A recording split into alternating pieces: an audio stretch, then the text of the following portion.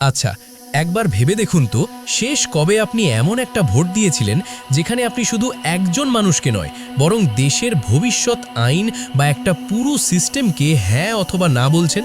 অথবা আপনি কি আদৌ কোনো সুষ্ঠু ভোট দিয়েছেন? যাদের বয়স ৩০-এর ভেতরে, তাদের বেশিরভাগেরই সুষ্ঠু ভোট দেওয়ার অভিজ্ঞতা নেই বললেই চলে।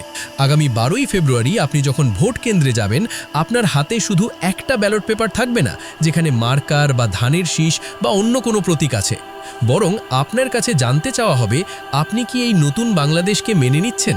আপনি কি জুলাই সনদ সমর্থন করেন?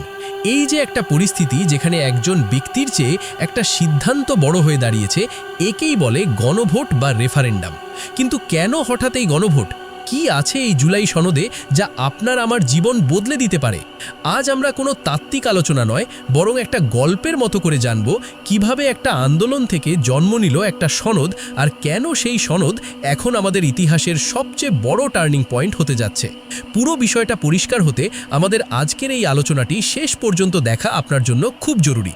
গল্পটা শুরু করা যাক গত বছরের সেই উত্তাল দিনগুলো থেকে। আমরা সবাই জানি ২০২৪-এর জুলাই মাসে বাংলাদেশের রাজপথ কী পরিমাণ তপ্ত ছিল।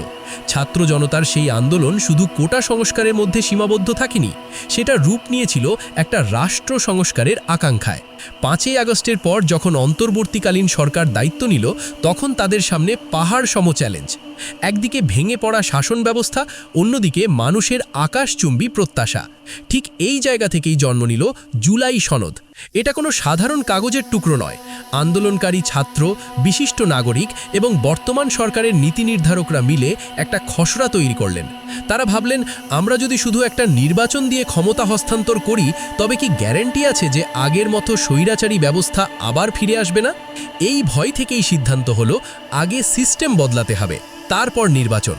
আর সেই সিস্টেম বদলানোর ব্লুপ্রিন্ট বা নকশাটাই হলো এই জুলাই সনদ। এখন প্রশ্ন আসতে পারে, এই সনদে আসলে আছেটা কি? সহজ করে বললে, এখানে এমন কিছু প্রস্তাব করা হয়েছে যা আমাদের গত ৫৩ বছরের রাজনৈতিক সংস্কৃতিকে আমূল বদলে দিতে পারে। যেমন ধরুন, একজন ব্যক্তি ২ মেয়াদের বেশি প্রধানমন্ত্রী থাকতে পারবেন না। আমাদের দেশে আমরা দেখেছি, একবার কেউ ক্ষমতায় বসলে তিনি আর নামতে চান না। এই সনদ বলছে, না, যথেষ্ট হয়েছে, এবার নিয়ম বদলাতে হবে। এছাড়া রাষ্ট্রপতি এবং প্রধানমন্ত্রীর ক্ষমতার ভারসাম্য রক্ষা করা, বিচার বিভাগকে পুরোপুরি স্বাধীন করা এবং আমলাতন্ত্রকে রাজনৈতিক প্রভাবমুক্ত করার মতো বিষয়গুলো এখানে যুক্ত করা হয়েছে। কিন্তু সমস্যাটা হলো, এই বিশাল পরিবর্তনগুলো কি শুধু একটা সরকার চাইলেই করতে পারে? উত্তর হলো না, কারণ এই দেশটা আপনার, আমার, আমাদের সবার। তাই এই পরিবর্তনের জন্য জনগণের সরাসরি সম্মতি দরকার। আর ঠিক এই কারণেই সামনে আসছে গণভোট। আমাদের সংবিধানে কিন্তু গণভোটের বিধান একসময় ছিল, পরে সেটা সরিয়ে দেওয়া হয়েছিল। এখন বর্তমান সরকার বলছে, আমরা যদি সংবিধানে বড় কোনো পরিবর্তন আনতে চাই, তবে সেটা জনগণের রায় হতে হবে। ১২ই ফেব্রুয়ারি ২০২৬ যখন সাধারণ নির্বাচন হবে, তার সাথেই এই গণভোট হওয়ার কথা চলছে। বিষয়টা অনেকটা এরকম, আপনি একদিকে বেছে নিচ্ছেন আপনার এলাকার প্রতিনিধিকে, আর অন্যদিকে সিল দিচ্ছেন একটি ঐতিহাসিক দলিলে।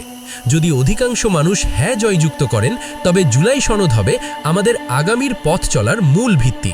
আর যদি না জয়যুক্ত হয়, তবে বুঝতে হবে জাতি এই আমূল পরিবর্তনের জন্য এখনও প্রস্তুত নয়, অথবা এই সনদের শর্তাবলীতে তাদের আপত্তি আছে।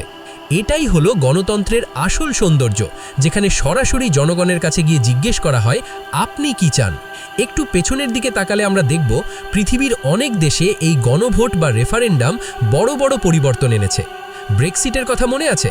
ব্রিটেন ইউরোপীয় ইউনিয়ন থেকে বের হবে কিনা সেটা কিন্তু ওখানকার সংসদ ঠিক করেনি, ঠিক করেছিল ওখানকার সাধারণ মানুষ একটা গণভোটের মাধ্যমে।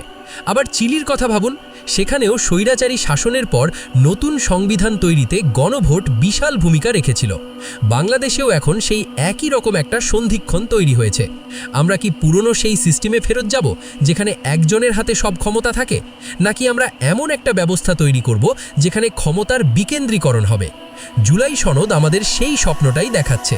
কিন্তু মুদ্রার উল্টো পিঠও আছে। অনেক সমালোচক বলছেন সাধারণ নির্বাচনের সাথে গণভোট করাটা কি ঝুঁকিপূর্ণ নয়?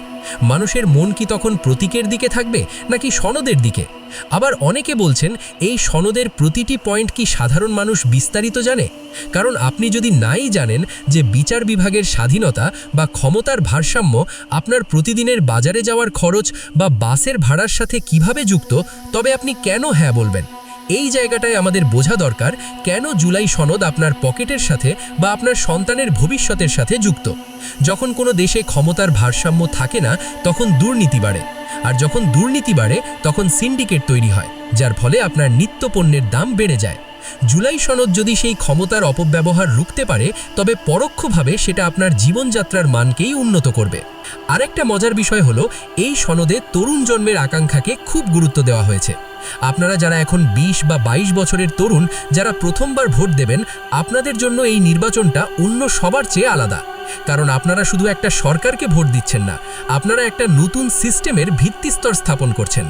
জুলাই আন্দোলনে যে রক্ত ঝরেছে, যে ত্যাগ স্বীকার করা হয়েছে, জুলাই সনদকে জুলাই আন্দোলনের একটা আইনি রূপ হিসেবে দেখা হচ্ছে। অনেকে একে বলছেন সেকেন্ড ইন্ডিপেন্ডেন্স বা দ্বিতীয় স্বাধীনতার সনদ। তবে এর সাফল্য নির্ভর করবে স্বচ্ছতার ওপর। নির্বাচন কমিশনকে নিশ্চিত করতে হবে যেন গণভোটের প্রশ্নগুলো যেন খুব সহজ এবং বোধগম্য হয়, সাধারণ মানুষ যেন বিভ্রান্ত না হয়। এখন আসি কিছু প্রচলিত ধারণায়। অনেকে মনে করছেন এই জুলাই সনদ বোধহয় কোনো নির্দিষ্ট রাজনৈতিক দলের স্বার্থে করা হচ্ছে, কিন্তু আপনি যদি গভীরভাবে বিশ্লেষণ করেন তবে দেখবেন এটি বরং রাজনৈতিক দলগুলোর ক্ষমতার ওপর লাগাম টেনে ধরার একটি চেষ্টা। যে কোনো দল ক্ষমতায় আসুক না কেন তাদের এই সনদ মেনে চলতে হবে। এটাই হলো আসল চ্যালেঞ্জ, কারণ কোনো রাজনৈতিক দলই চায় না তাদের ক্ষমতা সীমিত হোক। তাই এই সনদ পাশ হওয়া মানে হলো জনগণের জয় এবং রাজনৈতিক দলগুলোর একচেটিয়া আধিপত্যের অবসান। 12ই ফেব্রুয়ারি দিনটি তাই শুধু একটা ভোটের দিন নয়, এটি হতে যাচ্ছে বাংলাদেশের ইতিহাসের একটি বড় পরীক্ষা। এই পুরো প্রক্রিয়াটি কিভাবে কাজ করবে? নির্বাচনের দিন যখন আপনি কেন্দ্রে যাবেন, আপনাকে হয়তো আলাদা রঙের একটি ব্যালট দেওয়া হবে। সেখানে লেখা থাকতে পারে আপনি কি জুলাই সনদ 2024-এর ভিত্তিতে রাষ্ট্র সংস্কারের প্রস্তাবনাসমূহ সমর্থন করেন। নিচে দুটি ঘর থাকবে, হ্যাঁ অথবা না। আপনার একটা সিল বদলে দিতে পারে আগামীর শাসন ব্যবস্থা। এই যে সরাসরি অংশগ্রহণের সুযোগ, এটা আমাদের দেশে দীর্ঘকাল অনুপস্থিত ছিল। আমরা সবসময় প্রতিনিধি নির্বাচন করেছি, কিন্তু নীতি নির্ধারণে সরাসরি ভূমিকা রাখার সুযোগ পাইনি। এবার সেই সুযোগটা আমাদের সামনে। তবে চ্যালেঞ্জও কম নয়। বড় একটা অংশ মনে করছেন দেশের বর্তমান পরিস্থিতিতে এত বড় পরিবর্তন কি টেকসই হবে যদি পরবর্তী সরকার এসে এই গণভোটের রায়কে অস্বীকার করে? এখানেই আসছে আইনি বাধ্যবাধকতার বিষয়। যদি এটি জনগণের সরাসরি রায়ে গৃহীত হয় তবে কোনো সরকারের পক্ষেই একে সহজে বাতিল করা সম্ভব হবে না, কারণ জনগণের রায়ের ওপরে কোনো সংসদ হতে পারে না। এটাই হলো গণভোটের আসল শক্তি। এটি সংবিধানকে সাধারণ মানুষের হৃদয়ে পৌঁছে দেয়। আমরা আজকের আলোচনার একদম শেষ পর্যায়ে চলে এসেছি। জুলাই সনদ এবং গণভোট এই দুটি বিষয়কে বিচ্ছিন্নভাবে দেখার কোনো সুযোগ নেই। একটি হলো লক্ষ্য, অন্যটি হলো সেই লক্ষ্যে পৌঁছানোর উপায়। আমরা কি একটা জবাবদিহিতামূলক সমাজ গড়তে পারবো? আমরা কি পারবো এমন একটা দেশ তৈরি করতে যেখানে আর কোনো স্বৈরাচার জন্ম নেবে না? এই প্রশ্নগুলোর উত্তর লুকিয়ে আছে আপনার আমার ওই একটা ভোটের মধ্যে। মনে রাখবেন, ইতিহাস সবসময় সুযোগ দেয় না। 5ই আগস্ট আমাদের একটা সুযোগ দিয়েছিল, আর 12ই ফেব্রুয়ারি সেই সুযোগটাকে বাস্তবে রূপ দেওয়ার দিন। সবশেষে একটা কথা বলতে চাই, রাজনীতি বা রাষ্ট্র সংস্কার শব্দগুলো শুনতে খুব কঠিন মনে হতে পারে, কিন্তু দিন শেষে এগুলো আপনার আমার জীবনের গল্প। আপনি যখন রাতে নিশ্চিন্তে ঘুমোতে চান, যখন আপনি চান আপনার মেধা অনুযায়ী আপনি চাকরি পাবেন, তখনই আসলে এই সনদ বা সংবিধানের প্রয়োজন পড়ে। সচেতন নাগরিক হিসাবে আমাদের দায়িত্ব হলো এই বিষয়গুলো নিয়ে পড়াশোনা করা, আলোচনা করা এবং সঠিক নির্ণয় নেওয়া। আজ এই ভিডিওর মাধ্যমে আমি চেষ্টা করেছি খুব সহজভাবে এই জটিল বিষয়গুলোকে আপনার সামনে তুলে ধরতে। এই যে বড় একটি পরিবর্তন আমাদের সামনে আসছে, এ নিয়ে আপনার ব্যক্তিগত মতামত কি? আপনি কি মনে করেন গণভোটই সঠিক পথ, নাকি আপনি অন্য কোনো সমাধান দেখছেন? আপনার মতামত নিচে কমেন্টে অবশ্যই জানাবেন, কারণ আপনার প্রতিটি যুক্তি বা প্রশ্ন আমাদের এই নতুন পথ চলায় গুরুত্বপূর্ণ। ভিডিওটি ভালো লাগলে শেয়ার করুন, যাতে আপনার পরিচিত অন্যরাও এই ঐতিহাসিক বিষয়টি সম্পর্কে পরিষ্কার ধারণা পায়। দেখা হবে পরবর্তী ভিডিওতে নতুন কোনো বিশ্লেষণ নিয়ে। ততক্ষণ পর্যন্ত ভালো থাকুন, সুস্থ থাকুন আর নিজের দেশ নিয়ে ভাবুন। ধন্যবাদ।